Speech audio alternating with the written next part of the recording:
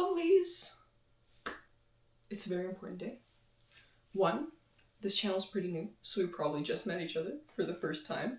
Or if you're reoccurring, thank you to my currently 30 subscribers. I appreciate you guys. I know this is a new channel, but it definitely is not knowledge deficient or experience deficient. We are going to be talking about 3 concepts that I'm going to be translating from my mind to your mind with me and Solus.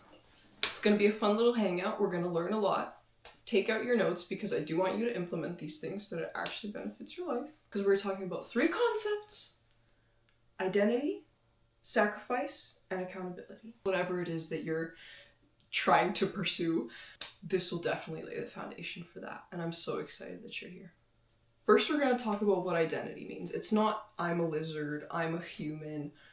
That is an identity, but that's not the type of identity we're going to be talking about. When you are trying to achieve and build up to something, it's not just an action. It is the type of person you are. For example, if your goal is running and you're trying to get into running, you're trying to make it a habit, it'll be easier for you to make it a habit if it is first your identity. If you start to believe and think of yourself as a runner, innately that is just what you do and what you produce. So if somebody asks you, and they did this with smoking, it was super interesting, where if you're trying to quit smoking, it's not I quit smoking or I don't smoke, it's I'm not a smoker. That is an identity. It's not an action, I do not smoke, it's an identity, I am not a smoker. Same thing, you can apply this to good habits. What do you do in your free time? Well, I like to do this, this, and this, and I'm a reader, and I'm a runner. You see, reader, identity, I read versus I'm a reader. Very much shifting the perspective in your brain of I am the type of person to do this thing. And I actually have a whole video on my other channel. If you are into books, because I am getting this one from Atomic Habits specifically, I just think it's such a good foundation.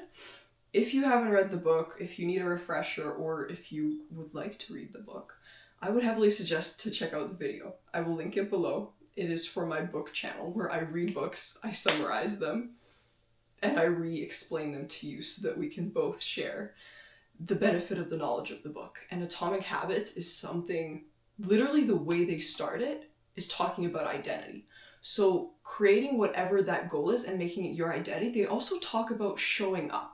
So for example, it's almost like creating tiers of your ability to do things. It's not necessarily preying on the fact that you'll have a downfall, but it's almost like, okay, I am just really out of it today. I do not feel like I can actually go to the gym and have a decent workout. But it's the act of, because I am a gym goer, because I am a gym rat, because I am an exerciser, you still would show up to the gym, step foot in it, and at least do like one exercise, or at least get dressed, step in the gym. You are the type of person that goes. Whether you do something there or not, hopefully you do, because once you're there, you just kind of get into the habit of it. But the very first thing you should be focused on is creating the habit of showing up to do that thing. So even if, again, take the goal of running. So if you're trying to become a runner, you step outside your house and you're ready to take the run. Even if it's a 2-minute jog, minimum, you do a 2-minute jog daily. And if it turns into a longer jog, great. But first you just have to build that identity of I'm a runner. And because I am a runner, I'm the type of person that shows up to do running because I am a runner. This is the basis of success. I am a professional winner, right? You consider yourself a winner. You go and you train for this thing. But in your mind, you have to understand it's a mind-body connection of, in my mind, I want to do this thing, so therefore I will do this thing because I understand that this is now me. Reinventing yourself. The next is sacrifice, but let me frame it to you in this way. When you sacrifice all the things that aren't benefiting you, are you really sacrificing anything? When you sacrifice a friendship that doesn't feed your goals anymore, yeah, it's sad you knew this person for a while, but what are you sacrificing if it doesn't feed your goals? If it doesn't improve you as a person, why would you keep it around? Sometimes we need that emotional comfort, and sometimes there is emotional attachment to these things, which is why we have trouble to sacrifice them. But it's helpful to sometimes view it through a more logical perspective. In terms of my personal journey, I am simply not the type of person to go and sit in the same place for 8 hours, 12 hours.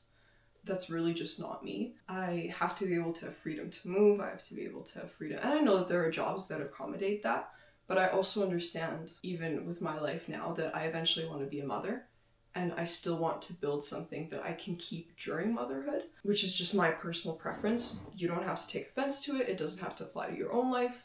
I'm just giving you an example and applying the principle to my life so that you can understand it better for yourself. With my understanding of how I want my future to look like, I gain an idea of what I have to do today to make that happen. And that includes sacrifice. Just to go through all the things I had to give up to begin my journey of what do I have to do today to make sure that tomorrow is following that vision. School was not benefiting me. Math would not benefit me in this journey of continuing my business. School in general was just not the place. So I realized that I need to get out of there. And I sped up some courses, graduated high school early, and currently I have half a year period where I have the ability to literally just focus on my business. I'm not 18 yet, so I can't go and I can't apply for things, but I'm exactly, like I curated my life in such a way where my environment forces me to accomplish what it is that I want to accomplish. And that's kind of the goal here with sacrifice. It's not giving up something, it's making space for something new to come in. Don't view sacrifice as a bad thing. And eventually it does get easier. Yeah, I'll tell you. From a stoic perspective, eventually once you do it enough times, you simply become too logical to think, oh, but this friend, and I've known them for this many years, and I can't give it up. And that's what I had to do. I had a school friend, but she knew nothing about my life outside of school. She didn't know what I was interested in. We were literally just being with each other for companionship. And it suited her goals because we talk about school and that was her goal, and she applied to the college and she's doing great now. And I'm so happy that she's on that path that she wants to be on, but it just wasn't beneficial to me in any way. Keeping that friendship around wasn't mentally benefiting me in any way or physically benefiting me in any way. It was worsening my state, worsening my goals, the thought of my goals, because I'm talking about something that isn't relevant to me. I gave up friendship. So I graduated school early, which means that I couldn't really participate in all those activities that everybody else would. I had to quit those activities to study my other things, to try to figure out some business logistics. I had to sacrifice these things. And it's not that I haven't completed the goal. I want to go so much further. I'm not even halfway. I'm not 20% there. I hope I'm not even 10% there. With my business, I'm making money, but it's not a sustainable amount. And that's where I want to get it to be. So to make all those goals happen, I've now curated my life. I don't have any toxic friendships. I don't have any toxic romantic relationships, which I know is a really big one. Romantic relationships, this is your partner.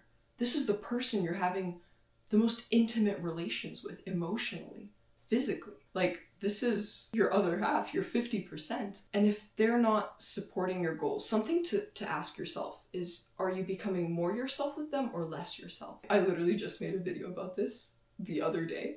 I will link it up here. If you're feeling confused, a bad or a toxic relationship doesn't always feel bad and toxic. Sometimes what it can feel like is confusing because you love this person, but you feel confliction of, why did they do this thing? Why are they making me feel this way? If you're feeling that right now, please go watch this video I made on how to identify a toxic relationship. I know it's quite hard, but it's here, it's short, and it will get you everything you need to logically realize, is this benefiting me or not? Because this is one of the biggest things that could be affecting you right now. Thinking about relationships, like having a toxic relationship, good for you if you have a healthy relationship, but romantic relationships, friendships, environment. So school was my environment. Toxic relationship was the one I already cut off. Friendships was the one I already cut off. I have exactly what I need for the next couple of months to create the life and go after the purpose that I'm looking for. And I so heavily wish that same thing for you. I felt a taste of it, just a taste, and it's been so freeing and so great. And if you're watching this video up till this point, then you probably feel that same feeling of, I just do not feel fulfilled right now. Like, there's so much more to chase after. Even if you have achieved some things, there's so much more for you to chase after. And I'm just excited for you to get on that journey. Next is accountability. When it comes to sacrifice, you can use accountability for your sacrifice as well, but you can also use accountability for your goals. In terms of the gym, I know that I went through a bit of a period where I had trouble exercising and moving my body because I wasn't running off of negative emotions anymore. I started the gym with very negative emotions. It was a way for me to get out anger and get out all these things that weren't serving me. And it was a great channel to do that. But once I got to a point where my life was actually very peaceful, and that was when I transferred out of normal school and went into alternative education where I was doing modules. So I was mostly studying from home, and my life instantly became so peaceful. My mind became so much more peaceful. I'm so grateful that I found out about the opportunity, but that also came with its own puzzle in a sense of why am I now having trouble to do the things I used to do just fine, like the gym. And I had to create accountability measures to do that. And this is where having a good partner comes. And I asked him, I had a very serious talk with him. I told him, okay, don't you want me to be pretty? Don't you want me to be fit? Don't you want me to be healthy? And he goes, yeah. And I'm like, okay, so I'm gonna send you a picture daily. And when I send you a picture, doing the act of exercising, you have to compliment me. So it reinforces the good behavior. And if I don't send you something that day, that's just embarrassing for me. I want my partner to know that I work hard. I want my partner to think well of me. So I made it embarrassing in my mind not to send him me moving my body. And in terms of me moving my body, I also made tiers. So not only accountability, I have gym days, I have running, and I have yoga. Yoga is much shorter than a gym day. So if I'm really in need and I cannot afford a gym day, I now do yoga. Running, I find it physically easier. So if my body is really aching, then I'll do running. So having multiple options is important, and then having some sort of accountability. It is embarrassing if I do not send my love a picture of me doing what I'm supposed to be doing, what I said I would do. It's attaching your words to actions. And in your mind, like what I just said when I was talking about sacrifice, I said I sacrificed X, Y, and Z so that I could get to here. Currently, I'm not making as much as I'd want to be making. It's not sustainable, so I have to work so much harder, and I promise you I'm gonna get there. Within these couple months, I set it up so perfectly for me to achieve it. So I'm announcing to you, and I'm creating accountability, because it will be embarrassing. Embarrassment is such a... People feel it's such a nasty feeling, and they try to avoid it so much. And because they try to avoid it, they fail. To do my business thing, I have to go and I have to talk to people. Even if the conversations turn out to be embarrassing, even if I'm not the best at conversing yet, I have to create this idea of embarrassment and sometimes experience it. Do not be afraid of these bad feelings because they come with accountability. Hey, I'm so glad you joined me for this one. This was really fun. I love talking to you. It is so exciting for me. One of my goals is to grow my YouTube channel. And if you like what you heard today, if you felt that I helped you and that I was genuine enough to leave a nugget in you, I really do want the best for you. Subscribing, leaving a comment, and putting a thumbs up can do so much more than you believe. I really appreciate every single one. I'd love to see you in the next one. Bye-bye.